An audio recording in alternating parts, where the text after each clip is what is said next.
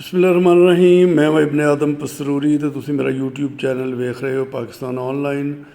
तो अज गल करनी असी पसरूर सियालकोट रोड की जिहड़ी कि जिहदी तामीर हो रही है। लेकिन अफसोस ये वे कि इस रोड के उत्ते जिहड़ी पहलां पुलियां सन या पुल सन उन्होंने ख़त्म करके नवीं पुलियां बनाने की बजाय या तो बहुत सारिया पुलियां ख़त्म कर दी गई ने तो या जिहड़े मौजूद पुल ने जिथे बहुत ज़रूरत सी उत्थे इन्हां ने उन्होंने साइडों तो चौड़िया कर दिता है। नवीं पुलियां या नवे पुल नहीं बनाए।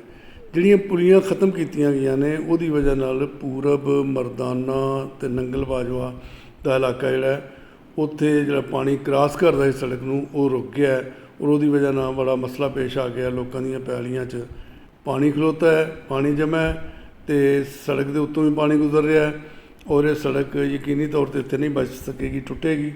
ये ठेकेदार ने पैसे बचाने लई वो पुलियां नूं ख़त्म कर दिता है। तो ये ते महकमा हाईवे, डिस्ट्रिक्ट इंतजामिया और अवामी नुमाइंदे जिहड़े ने उन्होंने फौरी तौर पर तवज्जो देनी चाहिए है कि ये जिहड़ी पुलियां ख़त्म कीतियां ने इन्हां नूं बनाया जाए और देखा जाए कि ठेकेदार के एस्टीमेट दे विच जिहड़ी सड़क बना रहा है क्या वाकई ये पुलियां ख़त्म करनियां सन या नवीं बननियां सन। इहदा फौरी तौर पर गौर करो। यह देखो हर जगह पानी जमा है।